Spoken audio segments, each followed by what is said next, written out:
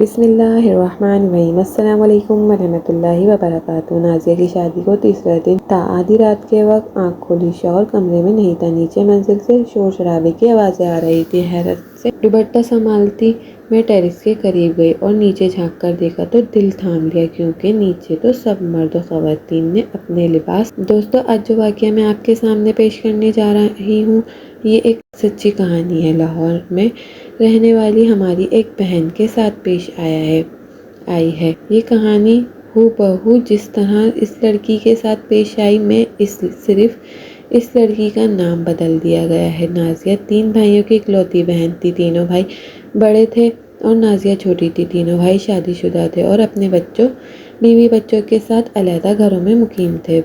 بس سب سے چھوٹا بھائی جو تیسرے نمبر پر تھا اور نازیہ سے بڑا تھا، وہ اپنے والدین کے ساتھ مقیم تھا اور اب شادی کی باری نازیہ کی تھی۔ والدین نے اس کے لیے رشتہ دیکھ رہے تھے۔ نازیہ بے حد خوبصورت سرخ و سفید رنگت کی مالک تھی۔ لمبے قد کی پیاری سی لڑکی تھی۔ رشتے کی تلاش شروع ہوئی تو چند رشتے دیکھنے کے بعد ہی نازیہ کے والدین کو فیصل کا خاندان ملا۔ فیصل کا تمام خاندان جرمنی میں مقیم تھا۔ سارا خاندان والدین سمیت پڑھے لکھے تھے اور ان کا ایک گھر لاہور میں بھی تھا، جہاں وہ صرف رمضان المبارک کے مہینے میں آیا کرتے تھے اور پورا رمضان یہاں گزار کر عید کرنے کے بعد واپسی جرمنی چلے جایا کرتے۔ نازیہ کے ماں باپ کو یہ رشتہ پسند آئے۔ یہ لوگ پسند آئے۔ نازیہ کی ماں باپ اور بھائی ان لوگوں سے ملے، وہ پڑھے لکھے لوگ تھے اور سب سے بڑی بات جو نازیہ کے والدین کو پسند آئی وہ یہی تھی کہ وہ بیرون ملک میں سے پاکستان آتے تھے رمضان گزارنے کے لیے۔ لیکن صرف ایک ہی چیز تھی جو نازیہ کے والدین اور اس کے بھائیوں کے دل میں کھٹک رہی تھی، وہ تھی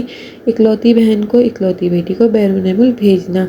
خیر، یہ رشتہ دیکھ لیا گیا تھا، مگر نازیہ کے والدین ابھی بھی ششوپن کا شکار تھے۔ اس لیے فہیم کے خاندان کو کوئی بھی جواب نہ دیا۔ چند دن گزرے تھے کہ فہیم کے گھر والے ایک بار پھر سے نازیہ کے گھر آ پہنچے۔ نازیہ کے والدین نے اس بار کھلے الفاظوں میں اپنے دل میں موجود خدشے کا اظہار کیا۔ یہ بات سن کر فہیم کے گھر والے مسکرائے اور کہا کہ آپ فکر مت کیجیے، ہم آپ کی بیٹی کو اپنی بیٹی بنا کر رکھیں گے، اور رہی بات پاکستان یا بیرون ملک کی تو ہمارے لیے کوئی معنی ہی نہیں رکھتا۔ آپ دیکھ چکے ہیں کہ ہم پورا رمضان کا مہینہ پاکستان میں گزارتے ہیں، اسی طرح ہم اکثر نازیہ کو آپ سے ملنے کے لیے لے آیا کریں گے۔ خیر، انہوں نے کسی نہ کسی طرح نازیہ کے ماں باپ کو مطمئن کر ہی لیا اور یوں نازیہ اور فہیم نے ایک دوسرے کے نام کی انگوٹھی پہن لی۔ 6 ماہ بعد شادی کی تاریخ طے پا گئی۔ فہیم کے گھر والے تو واپس جرمنی جا چکے تھے، انہوں نے شادی سے 1 ماہ پہلے پاکستان واپس آنا تھا، لیکن نازیہ کے گھر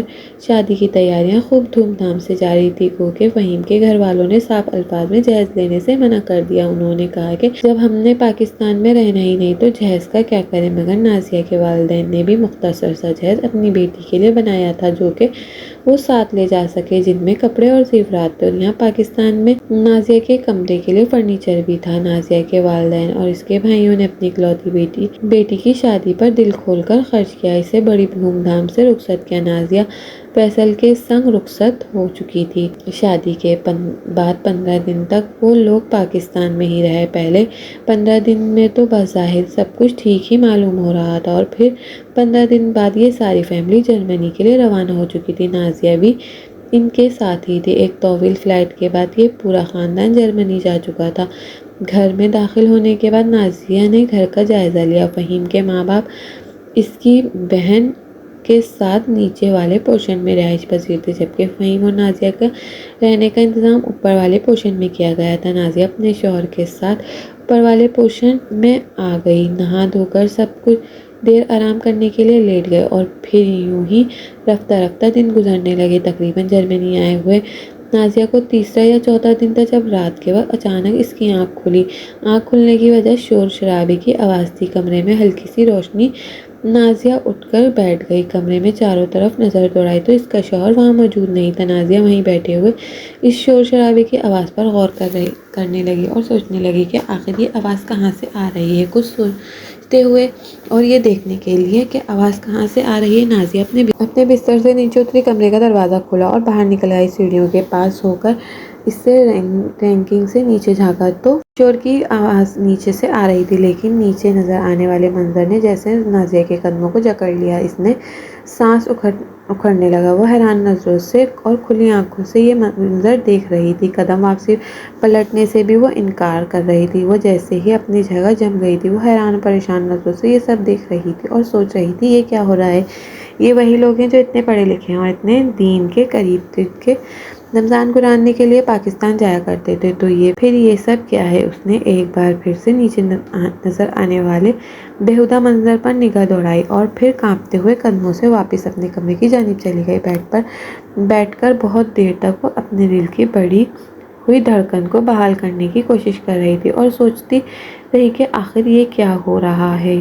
یہ جو میں نے ابھی اپنی آنکھوں سے دیکھا ہے یہ حقیقت نہیں، حقیقت اتنی بھیانک نہیں ہو سکتی، کیونکہ گھر کے تمام مرد اور عورتیں اور ان میں غیر مرد بھی شامل تھے، غیر عورتیں بھی شامل تھیں، وہ تمام اوپری لباس سے برہنہ نظر آ رہے تھے۔ عورتوں نے مختصر لباس پہنے ہوئے تھے، ہاتھوں میں ہاتھ ڈالے وہ سب جھوم رہے تھے۔ نازیہ بیڈ پر گم سی بیٹھی تھی اور اس کی آنکھوں سے تیزی سے آنسو بہہ رہے تھے۔ نہ جانے کتنا وقت بھی یوں ہی گزر گیا۔ جب اسے سیڑھیوں پر آہٹ محسوس ہوئی تو وہ جلدی سے دوبارہ اپنی جگہ پر سوتی بن گئی، اور پھر اگلے دن اس نے خود کو نارمل ظاہر کیا کہ اس نے بالکل بھی اپنے شوہر یا گھر والوں کو یہ شبہ نہیں ہونے دیا کہ وہ کسی چیز کے بارے میں جانتی ہے یا اس نے کچھ بھی ایسا ویسا دیکھا ہے۔ لیکن جیسے جیسے وقت گزرتا جا رہا تھا، نازیہ اب وہاں اپنے پیروں پر کھڑے ہونے کی کوشش کر رہی تھی۔ چند دن بعد ہی اس نے اپنے شوہر سے کہا، آپ تو گھر سے چلے جاتے ہیں، میں سارا دن فارغ بیٹھی رہتی ہوں، میرے پاس بہت اچھی ڈگری ہے، میں نے بہت اچھی تعلیم حاصل کی ہوئی ہے، کیوں نہ میں اسے کام میں لے آؤں؟ فہیم نے فوراً مسکراتے ہوئے اس بات میں سر ہلایا اور کہا، یہ بہت اچھی بات ہے، تمہیں کام کرنا چاہیے، فارغ بیٹھنے سے تو بہت بہتر ہے کہ تم اپنے لیے نوکری تلاش کر لو۔ جیسے ہی فہیم کی طرف سے اجازت ملی، نازیہ نے فوراً لیپ ٹاپ کھولا اور اپنے ایریا کے نزدیک ترین میسر جابس میں اپلائی کر دیا۔ دھیرے دھیرے وقت یوں ہی گزرتا رہا، مگر اب نازیہ کے لیے زندگی آسان نہیں تھی۔ چند ہفتے مزید گزرے، اس دوران نازیہ اکثر جگہ پر نوکری کے لیے انٹرویو بھی دینے جاتی، مگر ابھی تک اسے کہیں سے بھی کوئی مثبت جواب موصول نہیں ہوا۔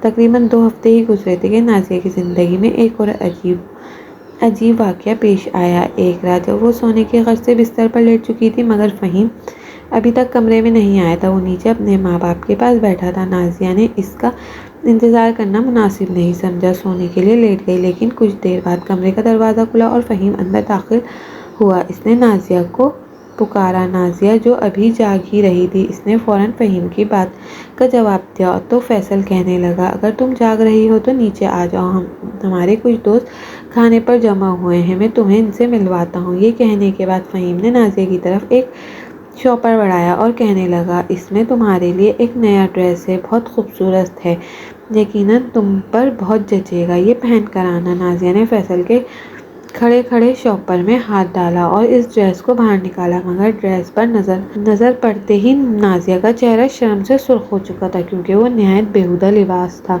نازیہ نے فوراً اپنے شوہر کی طرف حیران نظروں سے دیکھا اور کہا، میں یہ نہیں پہن سکتی۔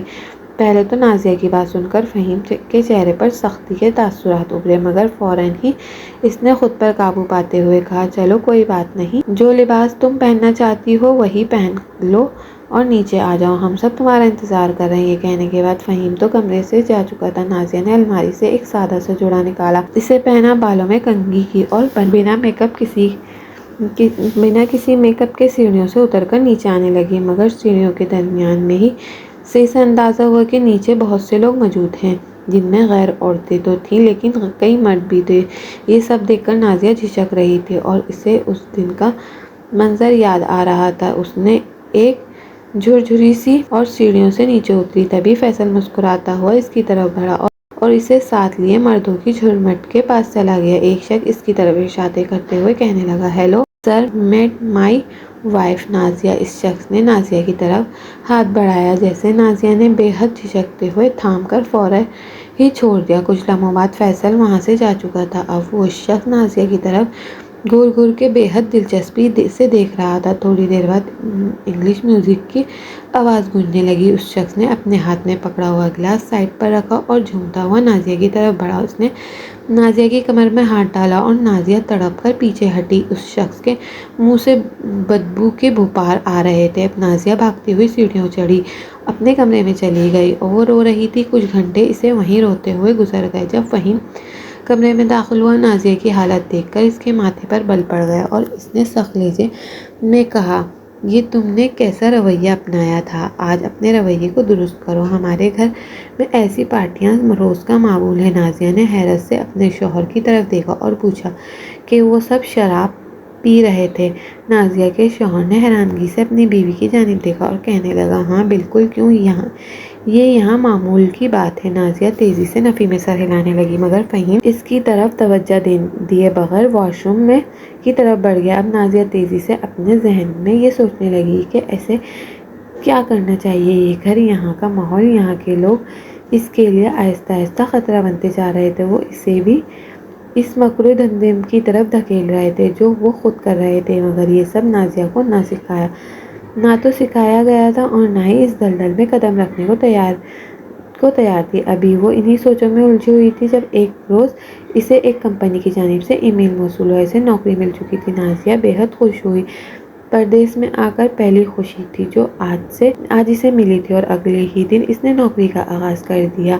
یہ جگہ قریب ہی تھی۔ چند ہی دنوں میں نازیہ آنے جانے کا بخوبی اندازہ ہو چکا تھا۔ اس کی تنخواہ بھی اچھی تھی۔ وہ خوشی خوشی اپنی ڈیوٹی پر جایا کرتی۔ تقریباً 2 ہفتے بعد ایک بار پھر سے گھر میں ویسی ہی ایک محفل جمائی گئی تھی۔ بلند قہقہے سنائی دے رہے تھے۔ مرد و خواتین ایک دوسرے کی باہوں میں باہیں ڈالے جھوم رہے تھے اور شراب کا دور دورہ چل رہا تھا۔ نازیہ اوپر سے دم سادے یہ سارا منظر دیکھ رہی تھی۔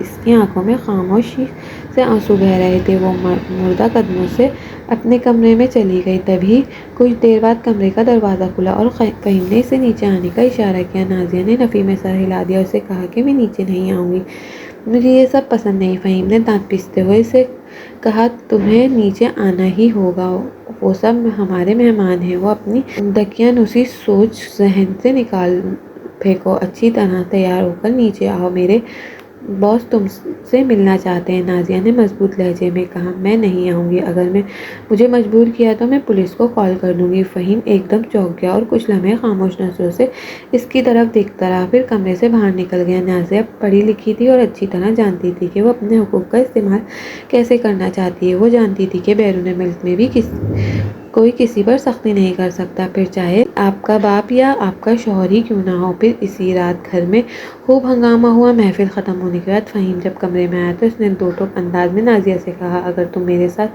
قدم سے قدم ملا کر نہیں چل سکتی ہو تو ٹھیک ہے، ورنہ تمہیں اجازت ہے، تم اس گھر سے جا سکتی ہو، میں تمہیں ڈیورس دے دوں گا۔ کچھ لمحے سوچنے کے بعد نازیہ نے گہری سانس لی اور کہا، ٹھیک ہے، مجھے ڈیورس تو منظور ہے، مگر یہ سب نہیں جو آپ لوگ کر رہے ہیں۔ فہیم نے کھڑے کھڑے نازیہ کو طلاق دے دی اور اسے کہا کہ تمہیں چند دنوں میں ڈیورس پیپر مل جائیں گے، اب تم یہاں سے جا سکتی ہو۔ نازیہ نے خاموشی سے ایک مختصر سا بیگ پیک کیا اور گھر سے نکل گئی۔ اس تمام عرصے کے دوران نازیہ کی اپنے والدین سے بات چیت بھی ہوتی رہتی، لیکن اس نے کبھی اپنے والدین کو بھنک تک نہیں ہونے دی کہ وہ پریشان ہے یا اس کے ساتھ اس گھر میں کیسا سلوک کیا جا رہا ہے۔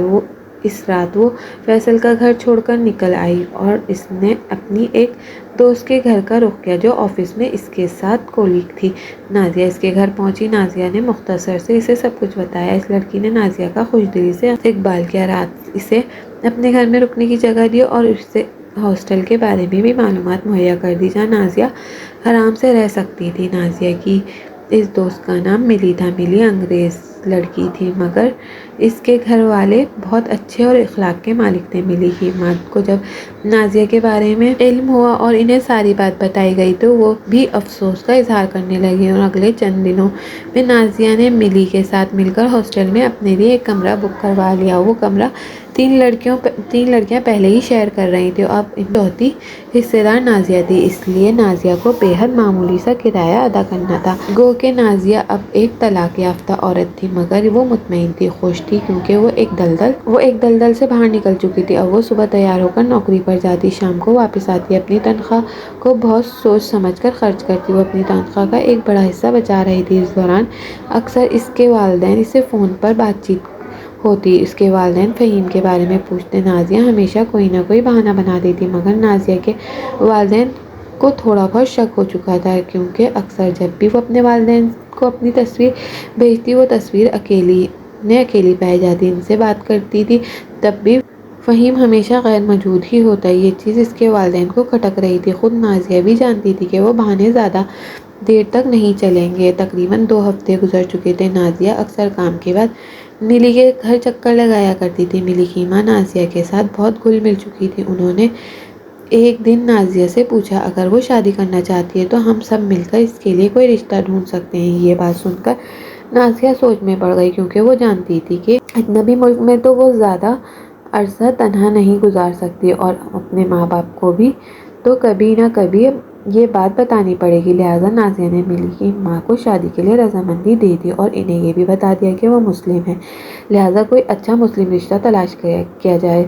ملی کی ماں نے مسکرا کر نازیہ کو تسلی دی، اور یوں نازیہ کے لیے رشتہ تلاش کرنے کا آغاز بھی ہو گیا۔ ملی کی ماں نے نازیہ کو مختلف لوگوں سے ملایا۔ پھر چند ہفتے بعد نازیہ کی ملاقات جنید سے ہوئی۔ جنید کا تعلق پاکستان سے تھا۔ وہ اپنے خاندان کی سپورٹ کے لیے یہاں جرمنی آیا تھا۔ جرمنی آنے کے بعد وہ دن رات محنت کرتا اور تمام بہن بھائیوں کی شادیاں کی، ان کو رخصت کیا تو تب تک والدین بھی دنیا چھوڑ چکے تھے۔ اب وہ خود جنید کی شادی کی عمر گزر چکی تھی۔ اس کی عمر 40 سے 42 سال ہو چکی تھی۔ پاکستان میں اب اس کی آمد کا کوئی بھی منتظر نہیں تھا، کیونکہ بہن بھائی سب اپنے اپنے گھروں میں اپنی زندگیوں میں مگن تھے۔ لیکن جب جنید کو ملی کی ماں سے نازیہ کے بارے میں معلوم پڑا تو اس نے بھی شادی کے لیے رضامندی دے دی۔ یوں جنید اور نازیہ دونوں ایک دوسرے سے ملاقات کی، اور چند ملاقاتوں کے بعد دونوں نے ایک دوسرے کو دیکھا پرکھا اور پھر شادی کے لیے ہاں کر دی۔